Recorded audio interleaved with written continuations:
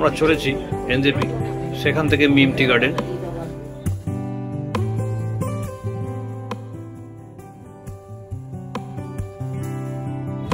পৌঁছে গেলাম এনজেপি। আপাতত এনজেপিতে ওয়েট করছি আমাদের গাড়ির জন্য। পার্কিং এরিয়াতে কাছাকাছি কোথাও পার্ক করা আছে।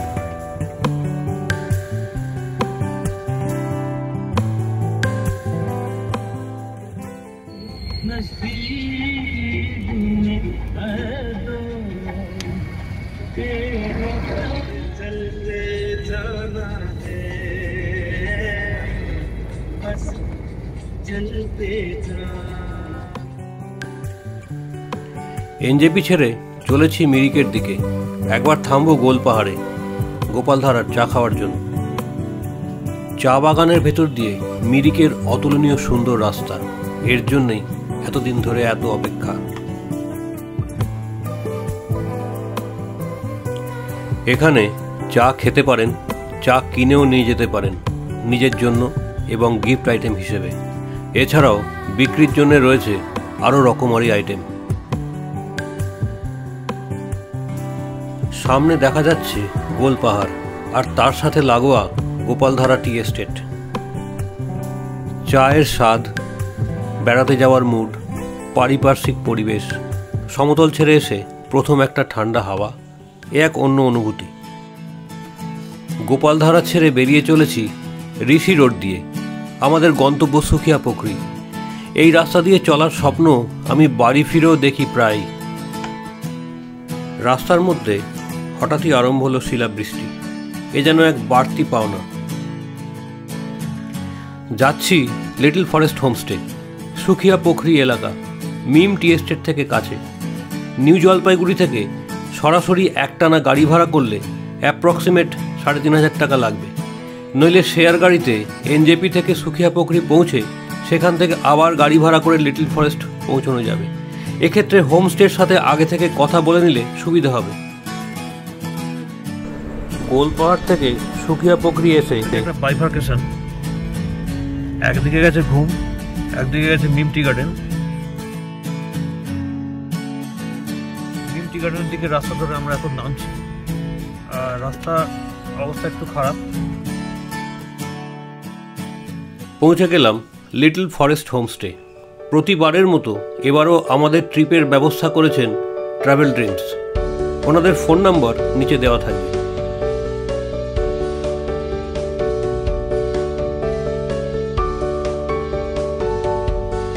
লিটল ফরেস্ট হোমস্টের চারদিকটা কেমন দেখানোর চেষ্টা করছি যতদূর সম্ভব।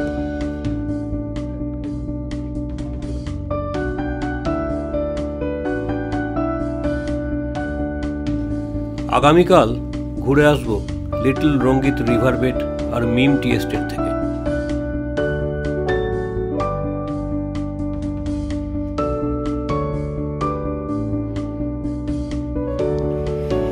এটা আমাদের রুম, সুন্দর কাঠের decoration, well furnished triple bed cottage room, single toilet. ঘর থেকে সরাসরি কাঞ্চনজঙ্ঘা ভিউ।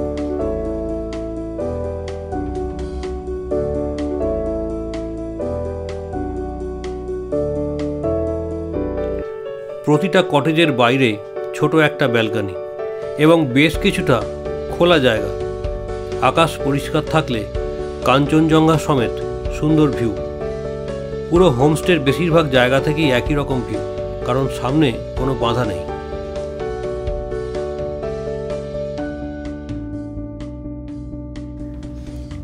একটু ফ্রেশ হয়ে নিয়ে আমরা এলাম ডাইনিং হলে।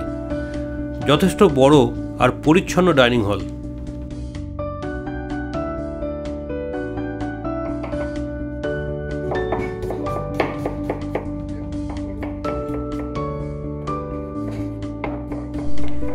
লাঞ্চে আমাদের জন্য ছিল গরম গরম খাসির মাংসের ঝোল, ভাত, তরকারি, পাঁপড়, চাটনি আর স্যালাড। এই প্রথম কোনো হোমস্টেতে এসে মাটন খেলাম। রান্নার স্বাদও খুব ভালো। ডাইনিং রুমের ওপরে আর নিচেও লজিংয়ের রুম আছে। চলুন একটু দেখে আসি।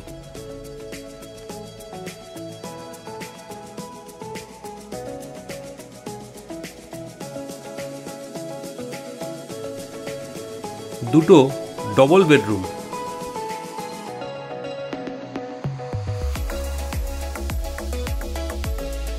আর তার পাশে একটা ট্রিপল বেডরুম।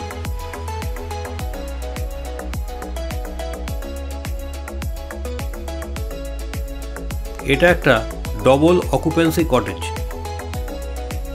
আর এর ঠিক সামনের কটেজটা ট্রিপল অকুপেন্সি, ওখানেই আমরা আছি।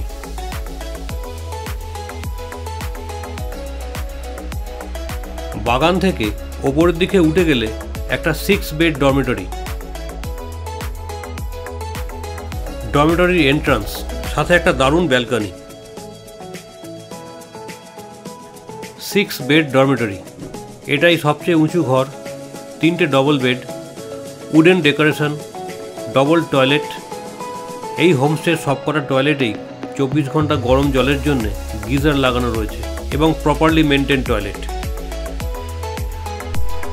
ডরমিটরির বাইরে বেরোলেই একটা ওয়াচ টাওয়ার, ওটাই হোমস্টের সবচেয়ে উঁচু জায়গা। এখান থেকে পুরো হোমস্টের এলাকা সাথে চারদিকের একটা দারুণ ভিউ পাওয়া যায়।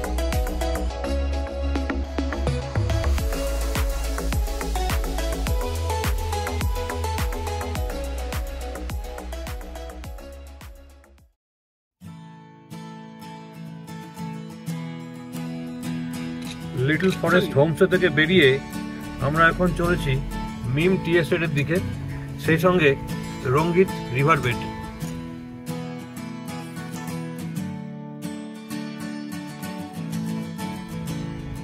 মিম টি এস্টেটের দিকে যাওয়ার রাস্তা পুরো ডাউনওয়ার্ড স্লোপিং, এবং রাস্তার কন্ডিশনও খুব একটা ভালো নয়। আমরা চলেছি মিম বস্তি দিয়ে, চা বাগানের ভেতর দিয়ে রাস্তা। চারদিকের দৃশ্য ভীষণ সুন্দর, প্রতিটা মোড় ঘুরলেই যেন নতুন একটা ল্যান্ডস্কেপ।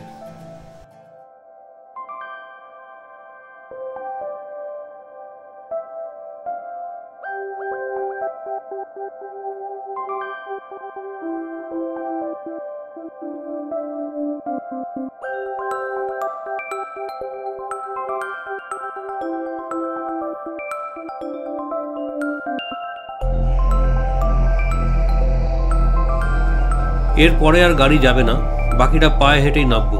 রাস্তা খুব ঢালু, ওইখানে আমাদের গাড়ি দাঁড়িয়ে আছে, আর এই দিক দিয়ে আমরা হেঁটে চলেছি রিভার বেডের দিকে। গাছপালার ফাঁক দিয়ে দেখা যাচ্ছে লিটল রঙ্গিত হোমস্টে।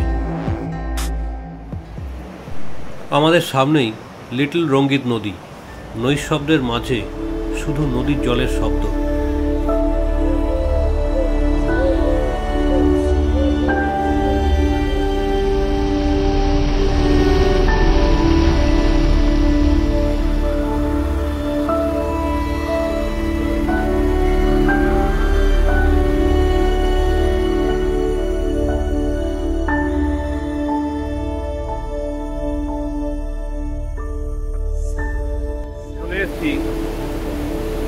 রঙ্গিত রিভার বেডের দিকে, এরপরে যাবো মিম টি এস্টেট। একটা অদ্ভুত অনুভূতি, শুধু নদীর শব্দ। নদীর একদম গা ঘেঁষে লিটল রঙ্গিত হোমস্টে, বাঁশের তৈরি একটা সরু সাঁকো। অদ্ভুত শান্তি লাগছিল এখানে দাঁড়িয়ে। এখান থেকে ফিরে যাব ভাবলেই যেন কষ্ট হচ্ছিল।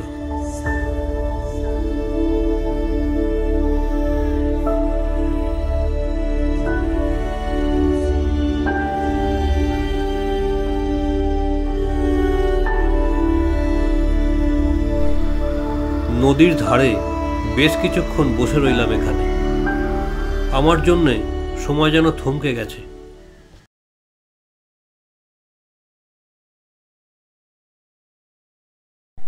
রঙ্গিত রিভার বেড থেকে উঠছি, চলেছি মিম টি এস্টেট। এই সাইট সিইং ট্রিপটা করার জন্য হোমস্টে কর্তৃপক্ষের সাথে আগাম কথা বলে গাড়ি ভাড়ার ব্যবস্থা করলে ভালো হয়।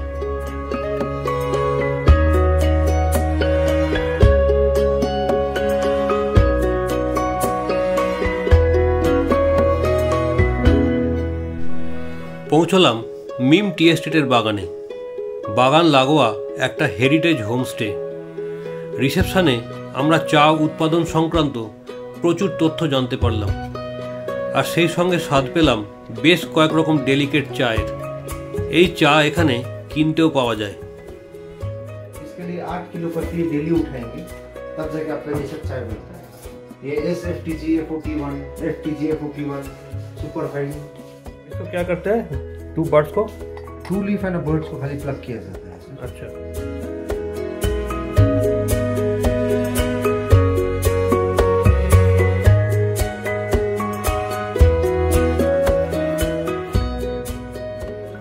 স্বাদ খুব ভালো। ফুডিং লজিং টি টেস্ট আগে যে চাটা খেলাম সেটা হচ্ছে মুন ড্রপ, এক রকমের ফ্লেভার। তার সঙ্গে এটা যেটা উলং টি, এর ফ্লেভার টোটালি অন্যরকম। তবে আমার পছন্দ মুন ড্রপটাই হলো। হ্যাঁ, মুন ড্রপটাই বেশি ভালো। খাওয়ার পরে মুখে যেন গন্ধ লেগে থাকছে মনে হচ্ছে।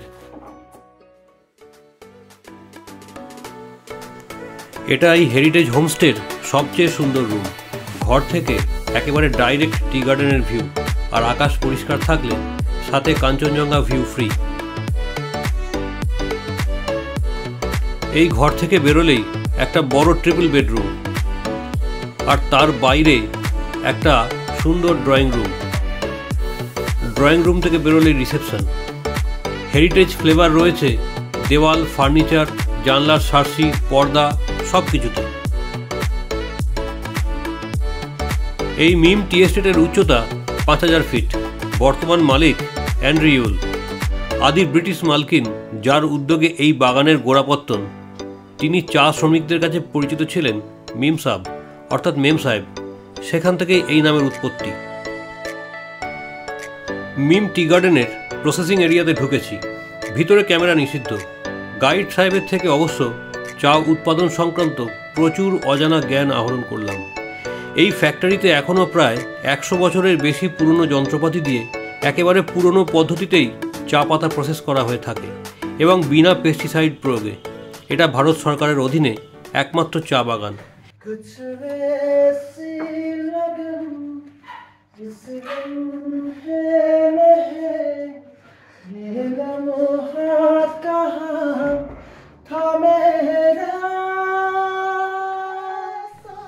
ডিনার টাইমে এক সার্ভিস স্টাফ ভাইয়ের গলায় সুরেলা গান শুনে মন একদম ভরে গেল। পরিবেশ পরিস্থিতি মিলিয়ে একেবারে জমে ক্ষীর। রুমে ফিরে যাচ্ছি। একটা নিস্তব্ধ অন্ধকার, সাথে হাড় কাঁপানো ঠান্ডা হাওয়া। আমরা কয়েকজন ছাড়া রুমের বাইরে আর কেউ নেই। খুব অস্পষ্ট একটা কুকুরের ডাক যেন নিচ থেকে উঠে আসছে। কেউ একজন গিটার বাজিয়ে গান গাইছে। একজন পাহাড় প্রেমীর কাছে এই পরিবেশ আর অনুভূতি নতুন কিছু নয়। তাই জানি এটা যেমন ভালো আর তেমনই ক্ষণস্থায়ী। ঘরে যেতে মন চায় না। মনে হয় যেন বাইরে বসে কিছুটা সময় কাটাই। ঘরে গেলেই তো এত সুন্দর রাতটা শেষ হয়ে যাবে। ভোর 5:30। খুব ঠান্ডা বাইরে। প্রথম সূর্যের আলোর অপেক্ষায় আমরা আর কাঞ্চনজঙ্ঘা।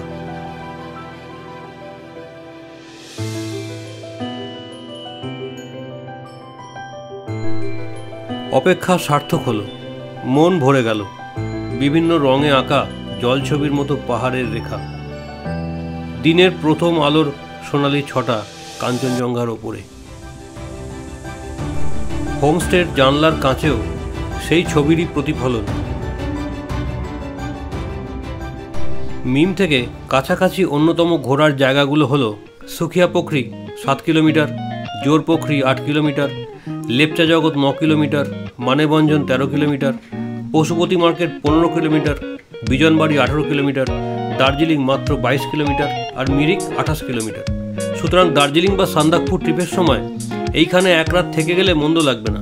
ভোরবেলা ঘুম থেকে উঠে কাঞ্চনজঙ্ঘা দর্শন, তারপর ব্রেকফাস্ট করে বেরিয়ে পড়ুন রঙ্গিত রিভার আর মিম টি এস্টেট দেখতে।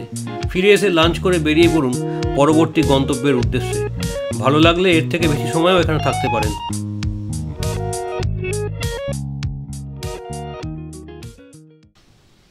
যা দেখলাম স্মৃতিতে রইল, মনে আসবে ফিরে ফিরে। হোমস্টের এই আপেল বাগান, নদীর ধারে কাটানো সময়টুকু, বা মিম চা বাগানের সবুজ ল্যান্ডস্কেপ।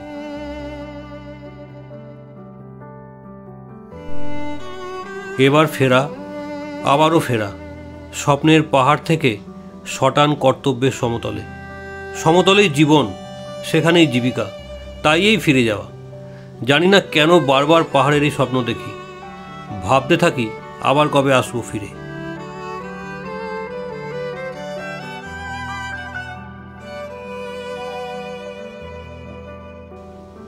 তবুও কর্তব্যের খাতিরে প্রতিবার শরীরটাকে শুধু টেনে হিচড়ে নামিয়ে নিয়ে যেতেই হয়।